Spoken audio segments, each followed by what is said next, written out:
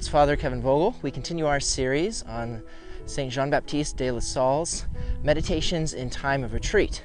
So we go through these meditations for assisting teachers in understanding your vocations. So we're in the first meditation, and we reached the third part.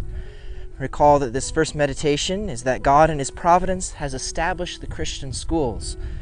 The first point of this meditation was about the desire for God to have us all come to the knowledge of Him, to know the truth of Him. And also that the second point mentioned that mothers and fathers, that is one of their main goals. Their main part of their vocation is to pass that on to their children. And teachers kind of act as a kind of in their place, assisting them to do that. Building up within children a knowledge of God. And now the third point. We read, God wills not only that all come to the knowledge of truth, but also that all be saved. He cannot truly desire this without providing the means for it, and therefore without giving children the teachers who will assist them in the fulfillment of His plan. This, says St. Paul, is the field that God cultivates, the building that He is raising. And you are the ones whom He has chosen to help in this work by announcing to the children the gospel of His Son and the truths that are contained within it. So the point that he has here is that not only are teachers meant to share the truth about God, that there is an everlasting purpose behind this. It's for their salvation. You're trying to help their soul to reach God in heaven. You know, as my shirt says here, love saves lives. So that's exactly what the desire, the role of the teacher is to assist God in saving the lives of these children. And so you have this role of helping God in cultivating that in their hearts. He continues, this is why you must honor your ministry and keep trying to save some of these children, because God, according to the expression of the same apostle, has made you His ministers in order to reconcile them to Him, and has entrusted to you for this purpose the word of reconciliation for them. Exhort them as if God were exhorting them through you, for you have been destined to cultivate these young plants by announcing to them the truths of the gospel, and to procure for them the means of salvation appropriate to their development.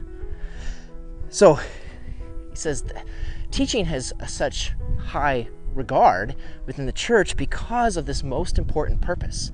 There is nothing more important than salvation of souls. That's the entire reason why the church exists, why Jesus came, so that we would not only come to the knowledge of God, but that we would have salvation through Him. And so he says that's what we're doing.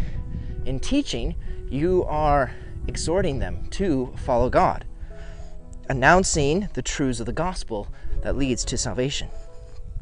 So, he continues, do not teach them these truths with scholarly words, lest the cross of Christ, source of our sanctification, become void of meaning.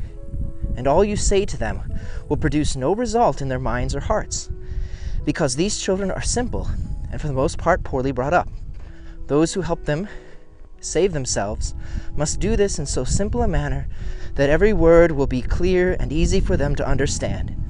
Be faithful to this practice then, so that you can contribute as far as you are able, and as God requires you, to the salvation of those whom He has entrusted to you. So, the manner in which we want to teach is at the age level that a child can understand.